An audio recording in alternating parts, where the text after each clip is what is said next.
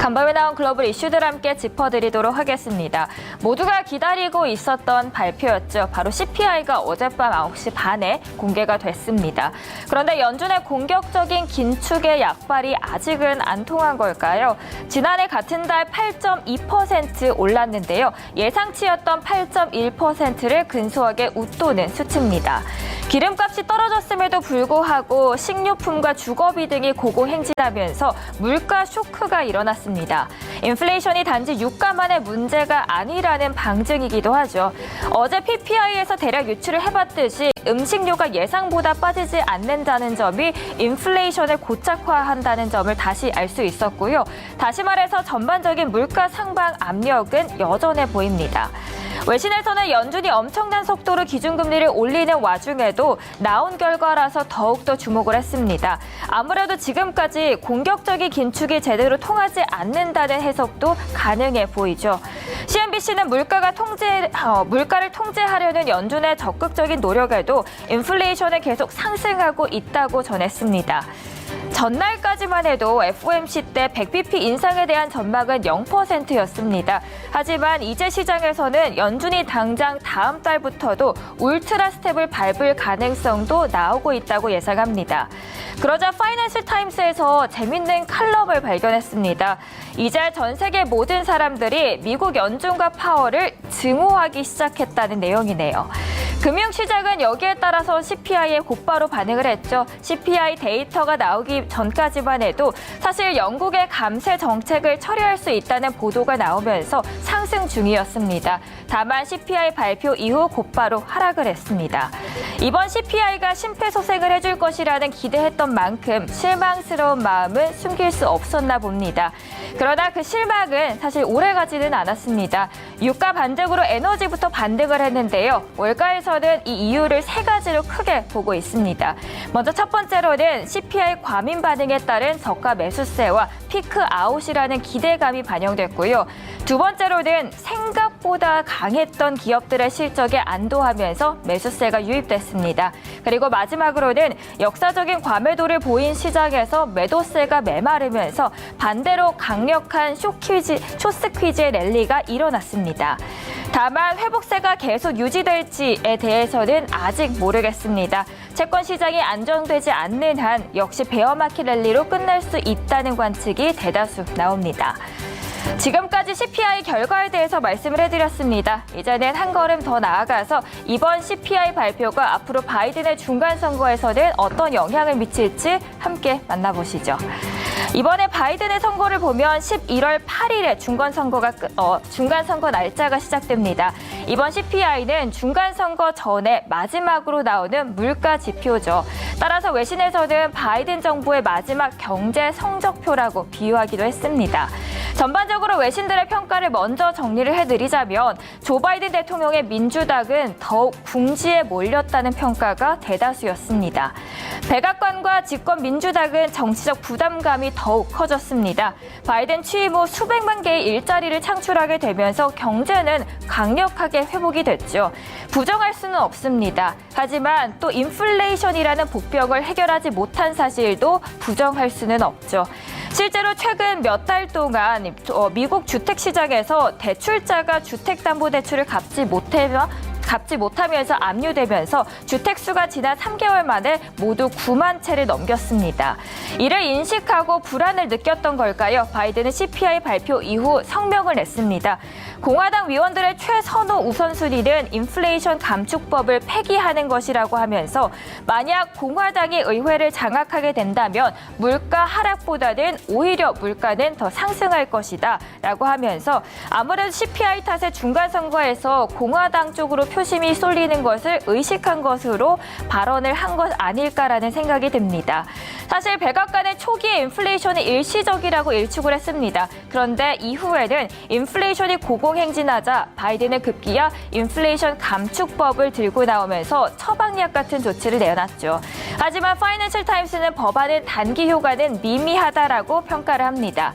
그리고 ABC 뉴스도 함께 보시면요. 미국에서 바이든 정부가 물가 안정에 결국 실패했다는 인식이 커질 경우에는 그 불안감은 커질 수밖에 없고 그리고 자연스럽게 대외적인 외교 안보 현안에 전념할 수 없다는 인식이 더 강해지면서 세계적으로 미국의 영향력 또한 감소할 수 있다고 우려합니다. 그리고 폴리티코 외신도 보면 바이든 대통령의 정책이 코로나에도 불구하고 노동시장을 견조하게 했음에도 불구하고 연준의 통화 정책이 큰 걸림돌이가 되고 있다고 하는데요. 결국 바이든 대통령이 원하는 대로 경제가 움직이기 위해서는 그가 연임했던 제롬 파월 의장의 연준의 손에 달려 있다고 보는 셈입니다. 이번 CPI 발표 그리고 한 달 앞둔 중간선거 이번 지표가 미칠 영향까지 함께 알아보는 시간이었고요. 이어지는 시간에서는 앵커 브리핑에서 또 어떤 이야기가 나올지 함께 해주시죠. 글로벌 마감 지수입니다. 주식시장 우리의 마음을 들었다 놨다 합니다. 예상보다 높은 인플레이션 지표의 지옥과 천당을 오가는 롤러코스터처럼 요동쳤는데요. 고물가 지표 소식에 급락세로 출발했다가 조금씩 오르더니 상승폭을 점차 키워 포효하며 급등세로 마감했습니다. 악재와 호재로 둔갑하는 전형이었죠. 예상으로또는 인플레이션이라는 악재가 이미 시장에 선 반영돼 떨어진 만큼 반발 매수세가 촉발된 것으로 보입니다. 지수 함께 보도록 하죠. 다우는 2.8%, 나스닥은 2.23%, S&P 500은 2.6% 상승했습니다. 특히 S&P 500은 7거래일 만에 반등을 했는데요. 앞서 6거래일 동안 손실분의 40% 이상을 만회했다는 점이 놀라웠습니다. 이날 증시 급등을 놓고 수많은 해석이 나옵니다. CNBC 방송은 예상보다 높은 인플레이션 지표에 대해 투자자들이 조만간 고물가의 정점에 달할 것이라고 내다봤고요. CNN은 S&P 500이 3,500이라는 기술적 지지선에 무너지면서 반등의 변수가 됐다고 설명합니다. 팬데믹 이후 랠리의 전반 이상을 반납하면서 바닥이라고 판단된 알고리즘에 따라 매수세가 촉발됐다는 것이죠. 그리고 기업들의 예상보다도 좋은 실적 발표도 영향을 줬습니다. 이날 반등의 시작은 유가에서부터 시작됐는데요. 뉴욕 유가는 원유 재고가 늘었다는 소식에도 불구하고 디젤 재고가 줄고 달러화 가치가 하락세로 전환되면서 오름세를 보인 겁니다. 그러자 이날 에너지 관련주들도 오름세를 보였습니다.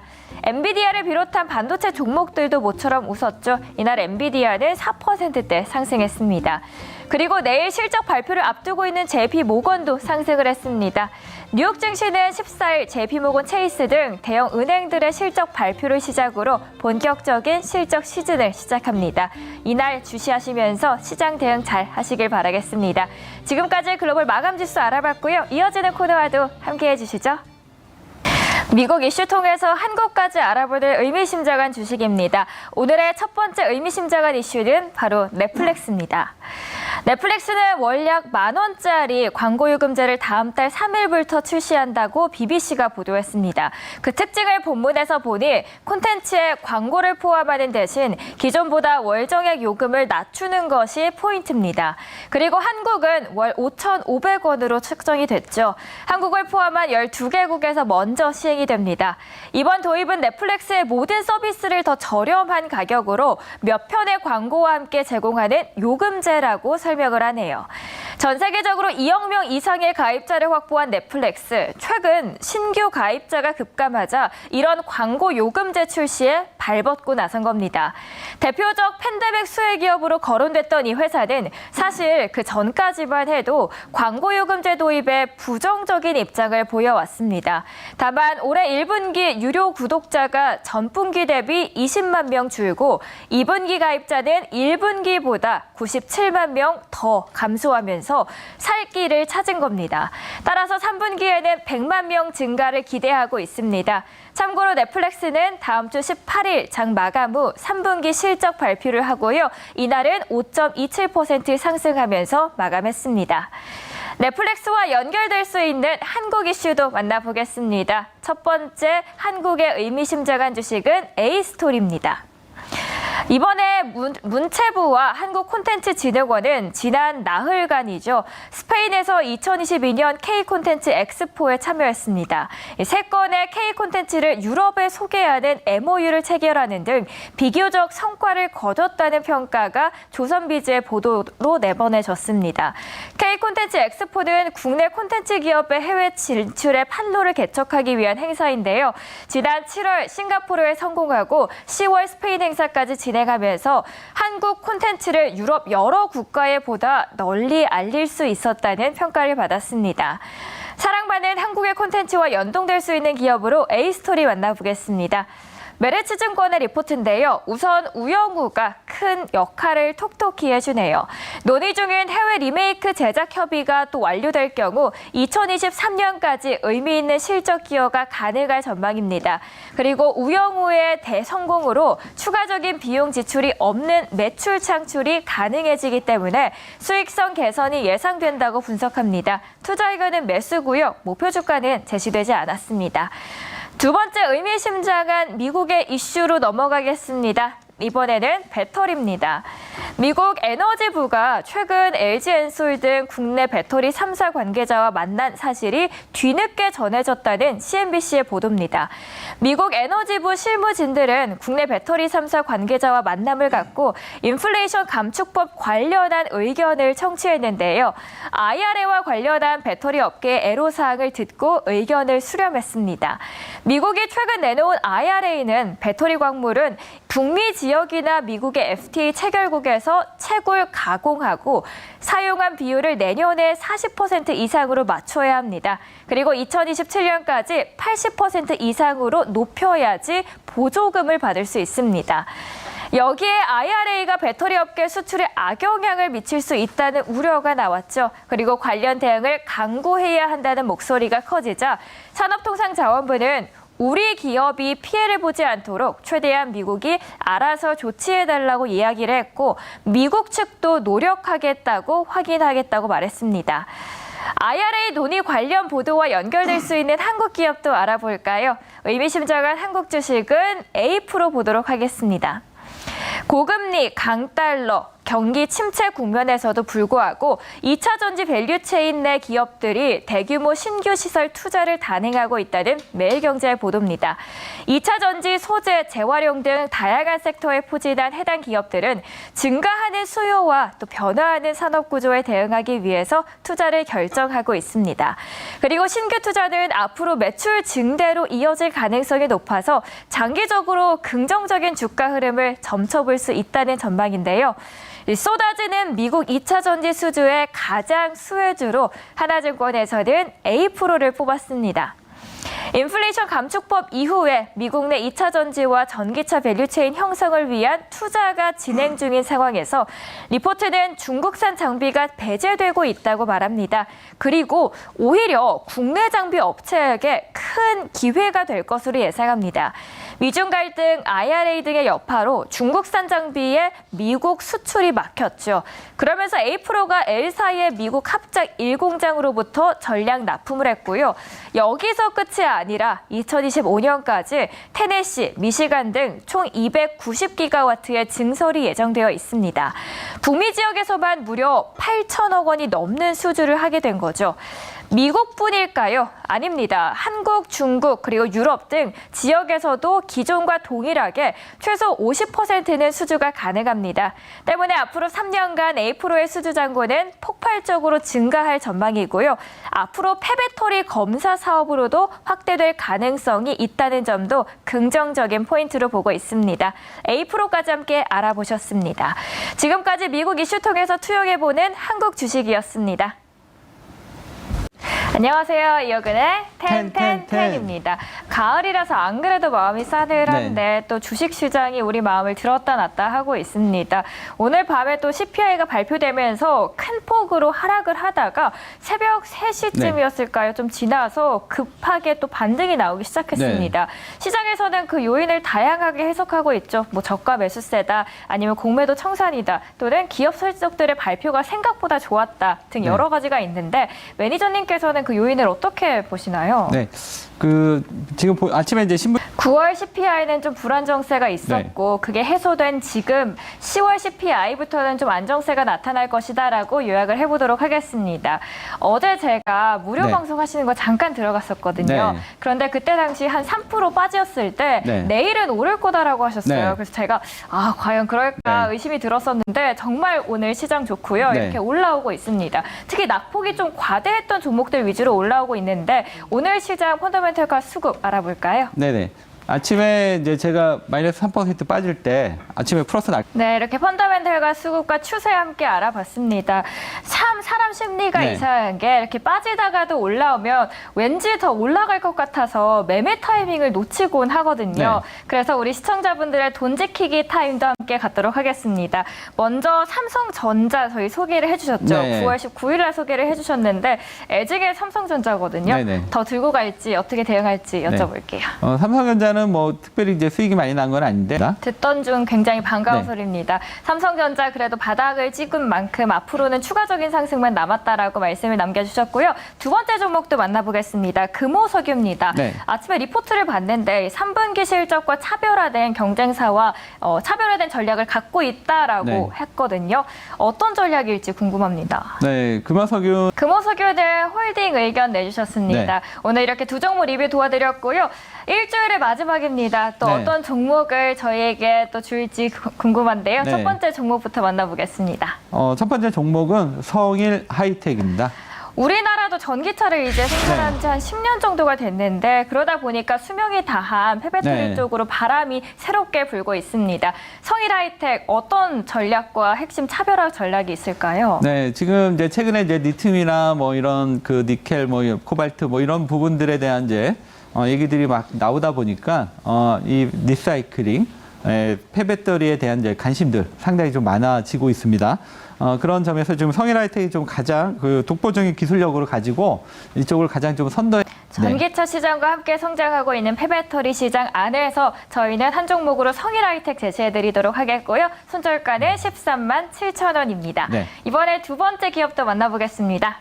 네, 두 번째 종목은 제가 이제 그 한쪽으로 이제 종목이 딱 그 주도주가 나타나면 그쪽으로 이제 계속 이제 집중하는 이러한 성향이 있는데 에코플로입니다. 네, 아까 앞선 코너에서도 기관 순위 1위로 언급되었던 기억이 있는데 제가 들어오기 전에 뉴스를 봤는데 리사이클링된 배터리 양극재 원료를 미국에서 공급을 받기 시작한다고 하는데 그 배터리 중에서도 가장 큰 비중을 차지하고 있는 만큼 원자재를 회수하면 경제적인 이득이랑 또 중국에서의 의존도도 낮아진다고 하더라고요. 그래서 이제 이 회사가 이제 최근에 이 리튬 관련해서 이제 폐배터리 뭐 이런 쪽도 부각이 되고 있는데 이 회사의 이제 이 회사의 기관의 수급도 꾸준히 들어오고 있는 만큼 에코프로 눈여겨보시면 좋을 것 같고요. 손절가 11만 7천 원 제시해드리도록 하겠습니다. 오늘 상승의 시작이 또 끝까지 이어지길 바라는 마음으로 저희는 마치도록 하겠습니다. 지금까지 이호근의 텐텐텐이었습니다. 혼줄 아니고요. 돈줄 내러 왔습니다. 오늘의 돈줄 리포트 보도록 하겠습니다. 먼저 첫 번째 기업부터 보죠. 대신증권에서는 성수기에 대해서 이야기하고 있고요. 흥국증권에서는 태양광산업 함께 보도록 하겠습니다. 마지막으로 신한금융에서는 탄탄한 백화점 기업입니다. 먼저 첫 번째 기업은 하이트진로입니다. 현재 2.9% 상승하면서 24,700원에 거래 중입니다. 네, 사장님 여기 참이슬 2병이요. 소주는 뭐니 해도 참이슬이죠. 하이트진로가 맥주는 테라, 소주는 참이슬을 앞세워서 매출이 지속 성장세를 보이고 있습니다. 물론 위기도 있었죠. 화물 연대 파업인데요. 그럼에도 불구하고 매출뿐만 아니라 영업이익도 증가 추세가 뚜렷합니다. 올해 매출액과 영업이익 모두 사상 최대를 기록할 걸로 예측됩니다. 하이트진로는 테라가 큰 힘을 발휘하고 있습니다. 특히 일명 테슬라로 불리는 테라와 참이슬을 섞어서 마시는 소맥 여전히 큰 인기를 끌고 있네요. 여기에 참이슬에 이어서 진로이즈백까지 인기를 끌면서 소주 시장 점유율이 대폭 높아지고 있습니다. 하이트진로는 올해 1분기 주요 가격을 인상했습니다. 찾는 사람도 많아지고 가격까지 더해지니 일석이조죠. 목표 주가 함께 확인해 보겠습니다. 4만 원 제시합니다. 두 번째 회사 함께 보실까요? 이번에는 BGF 리테일입니다.